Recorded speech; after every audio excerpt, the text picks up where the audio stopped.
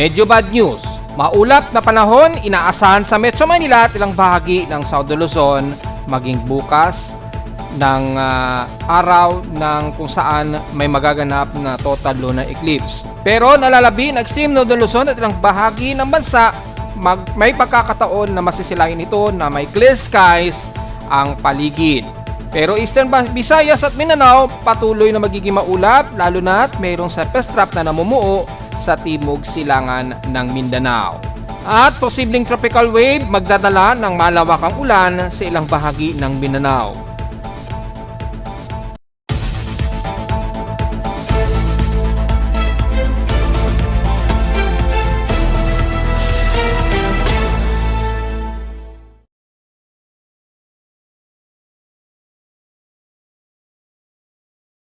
Hello, good morning mga folks. Welcome po muli sa ating Daily Weather Bulletin at Analysis para sa araw ng Lunes, March 2, 2026. Ang oras nating boss may maga, alas 10 o alas 11, eksakto na ng magtatanghaling tapa.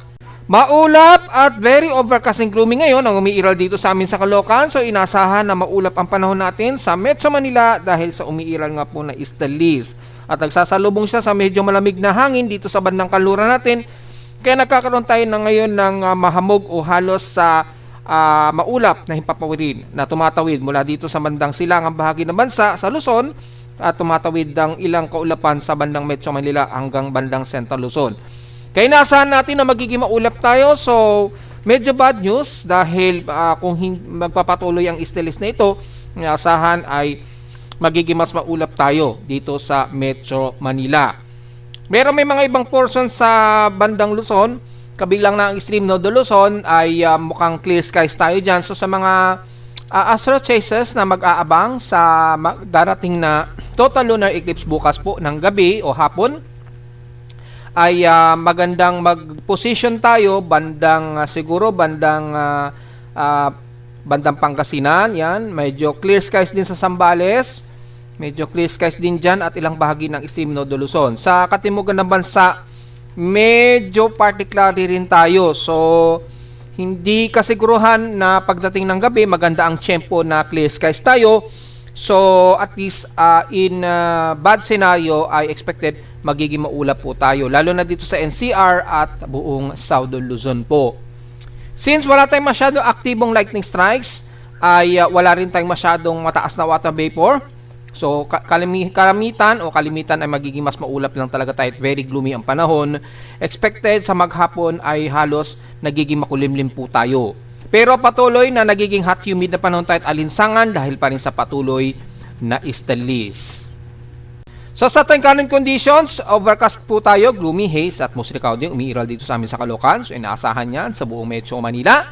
Sa lowest temperature na naitala na kay weather station kaninang 5:36 AM, napagtala kami ng lowest of 25.5 degrees Celsius at kahapon ay ang pinakamataas na air temperature namin na naitala ay 32.4 degrees Celsius kahapon ito ng hapon at 2:24 PM. So ibig sabihin lamang yan ay mataas ang aming heat index na at 42.4 degrees Celsius. So tingnan natin kung tumataas na rin yung ating heat index o init factor, kung mataas na ang forecast. Double check natin. Yes, medyo tumataas-taas na po. Base dito sa aming current heat index forecast, para ngayong araw ay pinakamataas na kasalukuyan namin as of 11 o'clock ngayong umaga, sakto lang, ay 38 degrees Celsius ang pinaka-highest. Pero sa forecast, aabot pa raw ito hanggang 41 degrees Celsius mamayang alauna hanggang alas 3 daw ng hapon. So, tingnan natin sa ibang bahagi ng bansa kung mataas na rin ang kanilang heat index na pumapalo na ng mahigit sa 41 degrees Celsius. So, double check po natin.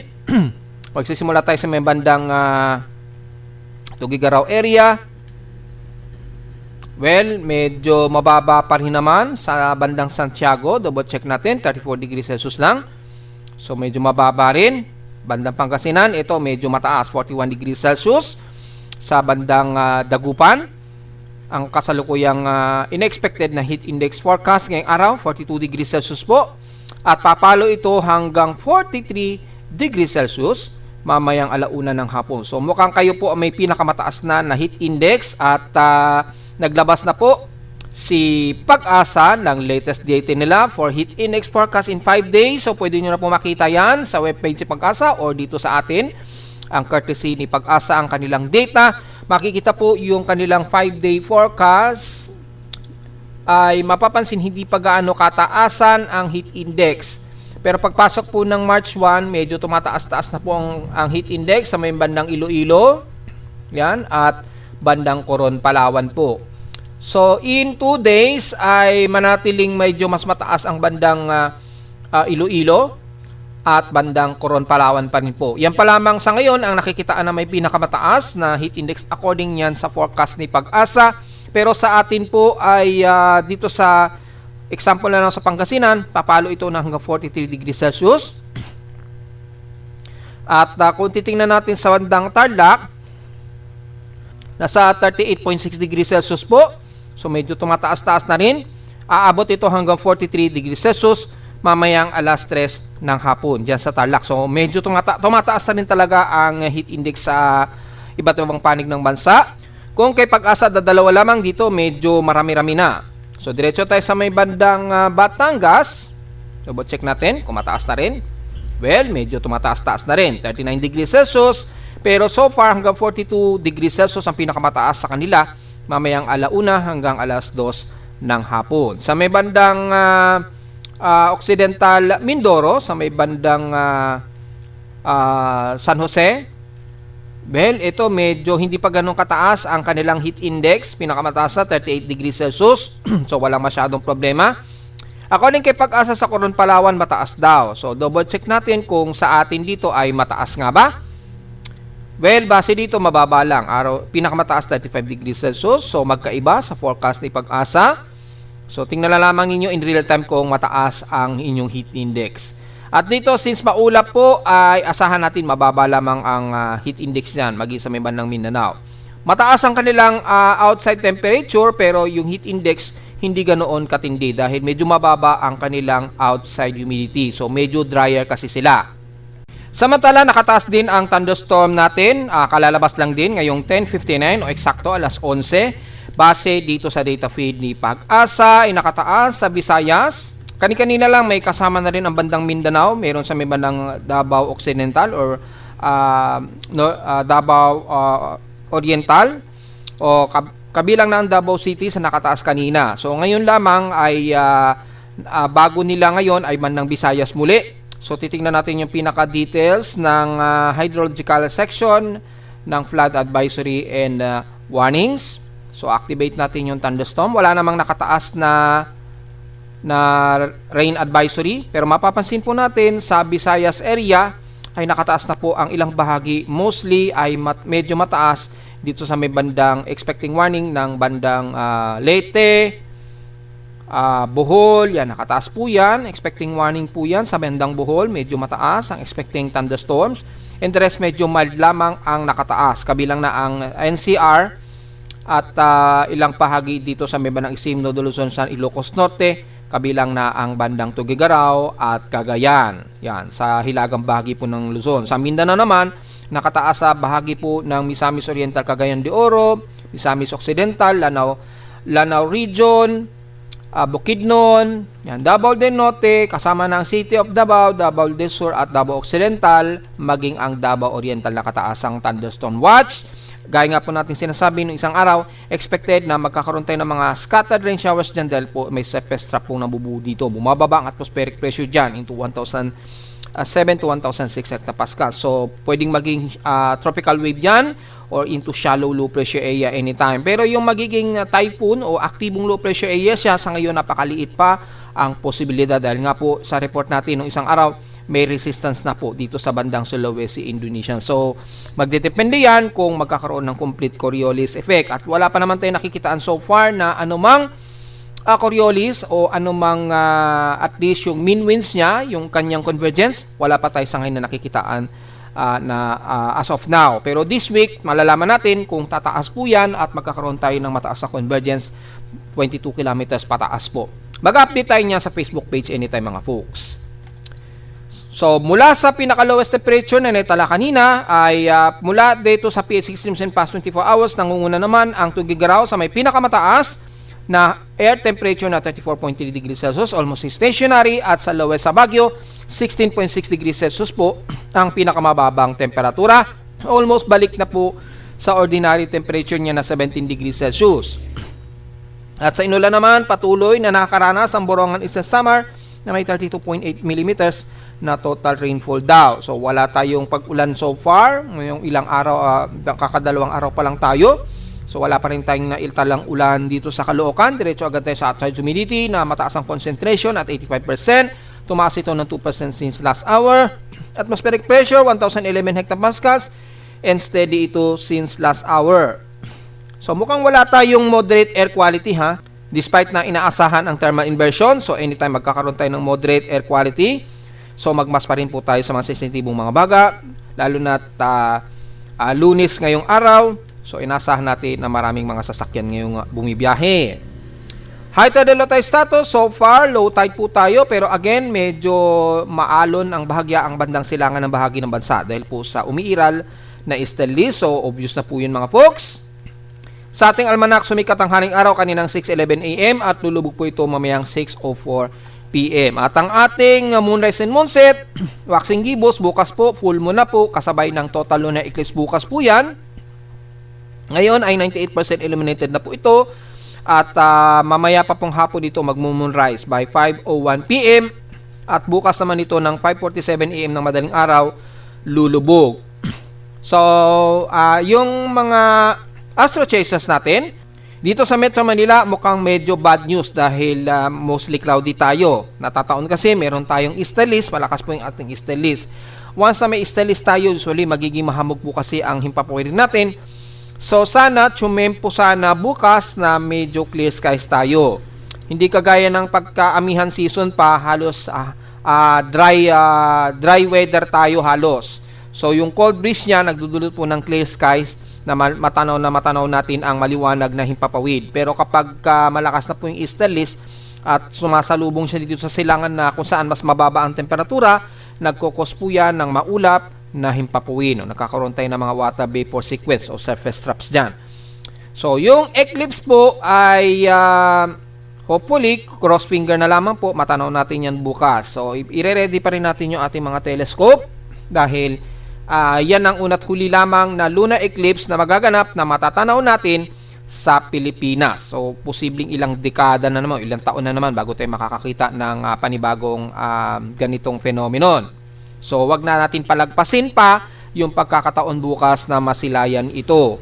Ngayon, anong susunod na eclipse? Then, natapos na po kasi ang inaasa natin bukas po ang lunar eclipse. Ang kasunod na po yan by August 2026 na. Sa Amerika po ito makikita usually bandang Greenwich areas at bandang England o bandang Europe. Matatanaw po yung total lunar eclipse.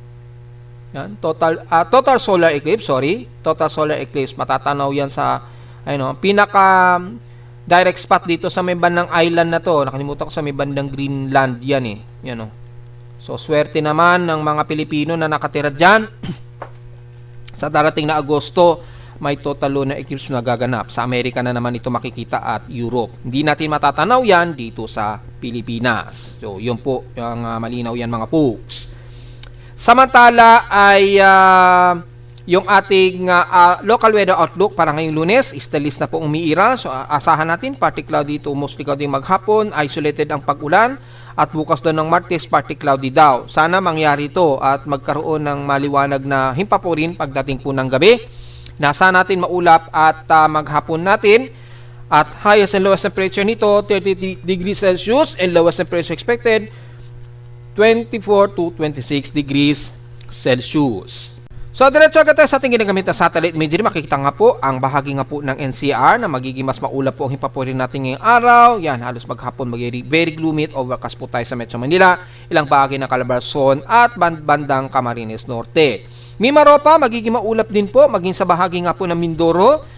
Kasama na ang bandang Palawan, kabilang na El Nido, Coron, Palawan hanggang dito sa may bandang Puerto Princesa. Medyo moderate ang panahon sa dulong-dulo ng Bataras sa Balabac hanggang dyan sa Kalayaan Group of Islands. So medyo clear skies. Maganda po ang pagkakataon matanaw po yung total lunar eclipse bukas kung patuloy na magiging clear skies tayo. Ganon din sa Central Luzon, magiging halos sa katamtaman, partly cloudy lamang ang paligid, lalo na sa kanluran po ng Ilocos Region hanggang Pangasinan. Yan, bukas po, pagkaganyan pa rin po ang paligid, magandang pagkakataon yan para matanaw ng maliwanag ang total lunar eclipse. Ganon din naman sa may bandang Cagayan Valley, kaya lang may mga partly cloud dito. Sa mostly cloudy tayo, ini-extend dyan sa bahagi nga po ng mula bandang Isabela, pababa ng Santiago hanggang Quirino, kabilang na ang Aurora Region sa Kasiguran Aurora, all the way hanggang Camarines Norte niyan sa Bicol Region. Partly cloudy lang din sa may bandang Bicol Region, so puro isolated lamang ang pag-ulan natin na may localized thunderstorm sa maghapon, maging sa mga isla natin ng Masbate, yan, Romblon, maging sa bandang Marinduque at ilang bahagi ng Burias Islands. Pagdating naman sa Visayas, well, very mostly cloudy tayo sa buong Eastern Samar Region at Leyte. So nakakaranas tayo ng mga ilang kalat-kat na pag-ulan na may pagkilat at pagkulog po all the way sa ilang bahagi nga po ng Bohol at Cebu, Negros at bandang Iloilo. Mga mahinat katamtaman lang kadalasan na pag-ulan nito, so magdala na lamang ng payo mga folks sa maghapon. Expected ang isolated rain showers dahil nga po sa umiiral na easterlies nga po. So mataas po yung water vapor. At anytime, magkakaroon tayo ng mga ilang light to some moderate rain showers and localized thunderstorms. Pagdating man sa Mindanao, ang Northern Mindanao, magiging mas maulap po tayo sa Northern Mindanao areas at Zamboanga Peninsula. So nakataas din ang thunderstorm advisory dyan. Pero most likely dito sa bahagi nga po, o binanggit na rin kanina, sa Misamis Region, kasama na ang Lanao del Norte, ilang bahagi ng Bukidnon at most of Davao Region, kabilang na ang City of Davao nga po, Davao del Sur, Davao Occidental at ilang bahagi dito sa Davao Oriental. So magiging localized thunderstorms daw, although expectancy lamang po yun na forecast dahil nga po sa may surface trap nga po dyan sa may bandang Southern Mindanao o Southeastern na Mindanao na nag-a-accumulate. So anytime this week, magiging mas maulan po kayo sa bahagi ng Mindanao. Although generally ngayong araw ay nagiging partly cloudy tayo at all times, pero madalas po ang magiging maulap na panahon na may kasamang hot humid na panahon po. So most likely magandang mag-stargazing sa ilang bahagi ng Bicol Region at kanluran ng Northern Luzon. Sa bandang Katimugan naman, bandang Cebu, medyo nakakasilip ng ang haring araw dyan. At ilang bahagi pa rin ng Mindanao, lalo na dito sa bahagi pa rin ng City of Davao, medyo nakakasilip-silip din kahit papaano haring araw dyan. So hopefully ay magiging maliwalas tayo bukas para matanaw natin yung total lunar eclipse bukas. So yun po, medyo maantala lang tayo ng bahagya dahil sa maulap na himpapurin. So tuloy-tuloy po yan bukas. Wala naman sa data feed ng Pag-asa Weather SWAT mula sa accumulated 6-hour rainfall accumulation, makikita natin mas mataas pa rin ang volume ng mga pag-ulan dito sa bahagi pa rin ng Mindanao area. Yan, ito po yung accumulated rainfall sa loob ng 144-hour period or every 6 hour po. Makikita po ang accumulated dito ng mga light to moderate showers, mostly bandang southeastern part ng Mindanao. Kukunti lamang o very isolated sa mabanang Northern Luzon. Yan, this week po yan. Hanggang March 7 na daw ito, yung extended forecast. So, yung 6 hours SWAT, most likely bandang Surigao Region, Caraga, yan, ilang bahagi ng Davao Region, at Sorsogon area at Zamboanga Peninsula. Sa Luzon naman, ang most probably dito sa may bandang Mountain Province, medyo nakataas dyan, at least mga 50 mm daw. Sa loob ng 6 na oras daw kung magkakaroon ng mga pag-ulan. Pero minimal lang ang nakikitaan natin dito na mostly light to some moderate rain shower. Sa NCR, within 144 hours ay makikita natin halos hindi tayo gaano na makakaranas ng mga pag-ulan. Pero madalas magiging maulap lamang tayo. Ito naman yung 24-hour precipitation concentration, very isolated lamang sa Luzon except sa bandang Mindanao po na most likely light to moderate showers and some heavy lamang ang mag-isolated na pag-ulan sa bahagi ng Mindanao. So mas mataas ang concentrated dito sa may bandang Mindanao pa rin. Hindi kagaya sa ilang bahagi ng Luzon, magiging madalas ang pag-ulan, light rain showers lamang, mostly ang Eastern Visayas at bandang Bicol Region nga po. Base na rin dito sa ating ginagamit. Yung bugso ng hangin po, based on MSLP and gas o mean sea level forecast, mapapansin nga po natin, bumababa po yung atmospheric pressure natin, 1,008 to 1,006 hectopascals. Kaya nga po, posibleng magkaroon nga po ng tropical wave dito this week. Tingnan natin kung mangyayari. Pero wala tayong nakikitaan sa ngayon na makakaroon ng aktibong low pressure area. Magdadala lamang ng malawakang pag-ulan yan, just in case, dyan sa bahagi nga po ng Mindanao at binanggit na natin kani-kanina lamang. At base na rin sa wind gas ay patuloy pa rin ang malakas na bugso ng hangin dito sa silangang bahagi ng bansa. Yan, at yung hangin galing naman sa extreme North Luzon, medyo tumataas-taas pa rin hanggang March 7 po. So may mga pagbuso ng hangin sa extreme North Luzon. Pero makikita natin, sobrang mataas na po yung volume ng easterlies na nagbubunsod po ng mahangin o mabugso ang hangin sa most of eastern sections ng ating bansa. Wala naman sa ating tropical cyclone assessment monitoring mula sa GFS forecast ay agresibo po yung forecast sa kanila na mayroong tropical wave nga po na mamamataan dito sa bandang southeastern ng Mindanao. Ayan, naging low pressure area siya, naging tropical depression siya dito. Kaya lang kay ECMWF, halos wala tayong natatanaw. Mostly, sa pesap lamang na magpapaulan dito sa bandang Mindanao area. Pero yung kagaya kay GFS, masyadong malayo po yung prediction ni ECMWF. So, very less likely po na meron tayong mamamataan na anumang low pressure area na aktibo po. Bababa lamang yung atmospheric pressure unto 1,006 hectopascals at posibleng umabot ng 1,004, pero magdadala lamang ito ng malawakang pag-ulan sa nabanggit natin sa Maymanang Mindanao this week po. So, wala muna tayong masyadong alalahanin kung mayroong mabubuo nga bang bagyo, since napaka-unlikely po ng mga forecast ng mga computer models at hindi nagkakatugma. Pero sa Global Spectral Model ng Japan Meteorological Agency, makita natin nagkakaroon ng medyo circulation nga po dito, manggagaling sa southeast of Mindanao. Then papasok ito ng PAR, yan. So, pero shallow ito na circulation. So, most likely po, bumababa po. At nagkakaroon tayo ng circulation dito. So, most likely ay shallow na tropical wave ito. So, magdalala po yan ng malawakang pag-ulan sa bandang Mindanao po. Pero kung titingnan natin yung mean sea level pressure, mapapansin nga po natin bumababa po atmospheric pressure nito. Kaya nagkakaroon tayo ng tropical wave sa area na yan. Pero base dito, mapapansin natin ay less likely. So just in case po mga folks, inaasahan natin po na magkakaroon tayo ng mas malawakang pag-ulan sa bandang Mindanao po. So very gloomy po tayo at hanggang bukas po yan. So kung mangyayaring mas mataas po yung pagiging gloomy at maulap na panahon bukas, mukhang malabo tayong makakatanaw na magandang lunar eclipse. Sana may pagkakataon sa area ng Mindanao, medyo clear skies tayo para may pagkakataon yung mga kababayan natin na matanaw po. So yun lamang po ang medyo bad news maging dito sa amin sa Metro Manila dahil nagkakaroon nga po ng maulap na himpapurin dahil sa patuloy na easterlies. Samantala sa ulit lindol, mukhang naging kalmado ng ating seismometer. Mukhang wala na pong masyadong pag-expand ng ating pendulum.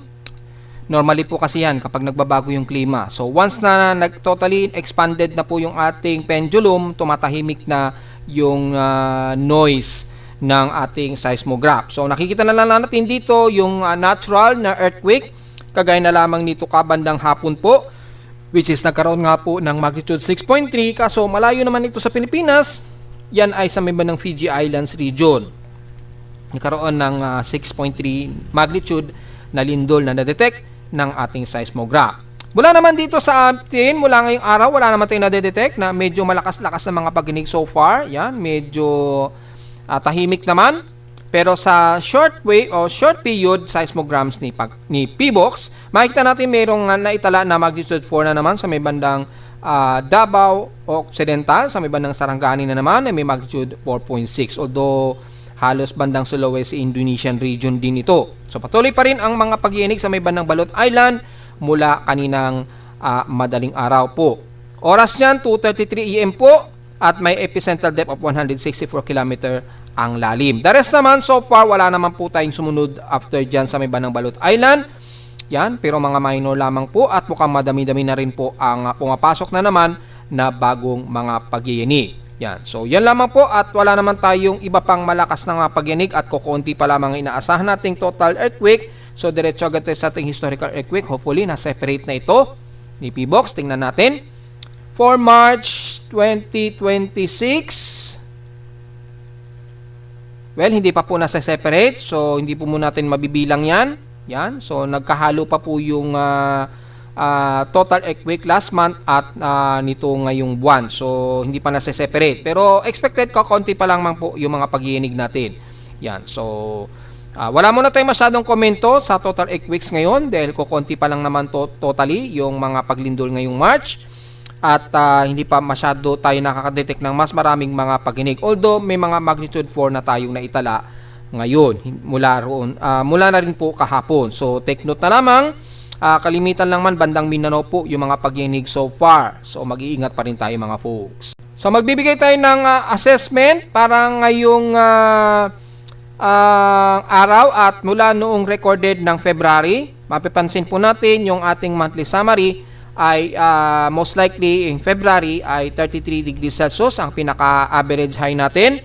So most likely ay mababa pa lamang po yan, pinakamataas. Ngayon, papasok po ng March, mapapansin po natin ay inaasahan na natin unti-unti mas tataas po yan. Dahil kung compare natin yung monthly summary, ay bandang March na po tayo, medyo makakaramdam na ng mas maalinsangang panahon po. Yan, mapapansin natin, compared ng mga nakarang taon, most likely March na po talaga. Pumapalo na yan ng 35 to 36 degrees Celsius. And then, pinaka-most peak natin ay between April to May na umaabot sa halos 39 degrees Celsius. 37 to 39 degrees Celsius po. Ayan o, base na rin sa huling recorded natin. Grabe ang naging temperatura sa amin sa Caloocan. Grabe, pumalo ng 39 degrees Celsius. Ayon yan mismo sa aking aparato. Yan, nung 2024 po ito, umabot ng 39 degrees Celsius. Then, last year, 37.1 degrees Celsius ang pinakamataas na naitala so far. Naitala namin dito sa Caloocan. So, tingnan natin ngayong taon. Yan. So, most likely, March po, mas mararamdaman na natin ang mas maalinsangang panahon po, which is yan na talaga ang pagpasok talaga ng hot dry season natin. Tatagal yan hanggang April to May, at pagpasok pa nga ng June, mainit pa rin ang ating panahon. So, mukhang pinakamahaba talaga ang ating hot dry season. Hindi kagaya ng mga ilang season climate natin, mga 3 buwan lang ang pinakamahaba. Pero pagdating sa tag-init natin, umaabot pa halos 4 na buwan. Yan. Dahil base na rin sa ating assessment, monitoring ng bawat taon, ay most likely ay pumapalo na agad ang pinakamataas na temperatura by March hanggang June po yan. Then pagpasok ng July, mataas pa rin ang temperatura, pero dito kasi medyo bagyuhin na tayo, medyo maulan, madalas na ang pag-ulan. So, halo na po, very mix na po yung taas ng temperatura dyan. Pero, maalinsangan pa rin tayo kahit July. Pumapalo pa ng 36 to 37 degrees Celsius. Last year nga lang, medyo mababa. Pumalo lamang sa 32.7 degrees Celsius. Ang pinaka-highest average namin na outside temperature. Di kagaya ng mga nakaraang taon na 2024 na pumapalo pa ng 36 degrees Celsius. Yan. Then, mga July to August na, ay yan, medyo maulan na tayo dyan. Andyan na yung mga sunod-sunod na bagyo. Yan. Minsan nga, June pa lamang may bagyo na tayo. Kaya lang, mataas pa rin yung ating outside temperature. Kaya, napaka-gloomy at maulap dito sa amin sa Caloocan. Since malapit kami sa dagat, so very low elevation kami. Kaya kami talaga sa Caloocan ang may pinakamataas. So, yun na lamang po. At makikita rin naman natin yan sa records ni Pag-asa kung titingnan natin yung pinaka-historical data ng PH Extremes. Kung mapapansin nyo po ay ganun din ang mataas pagdating po sa ilang bahagi ng Metro Manila. So double check natin para malaman niyo po between 2022 January to 2025 to 2026 na ng March. So, visualize natin. Kung mapapansin nyo po ay most likely, alisin po natin yung precipitation yan, para makita natin. Most likely po, mga bandang yan, mga April po, mapapansin nyo po, pumapalo talaga sa mga 33 degrees Celsius. Pinaka-highest average po yan. Yan, 33. Then, yan, 3 years yata yung nilagay ko dito. So, mapapansin po natin, between 2022 to 2026, pinaka-highest average, 33 sa Quezon City. Mataas po. Maalinsangan din talaga pagdating talaga ng mga March to April and May. Mataas talaga. Nataon lang, pinaka-highest average lamang sa Quezon City kay Pag-asa mga around 35 degrees Celsius kasi mataas po yung elevation ng lupa nila dyan. Mataas yung elevation. Hindi kagaya dito sa amin sa Caloocan na mas mababa. Kaya mas mainit sa amin.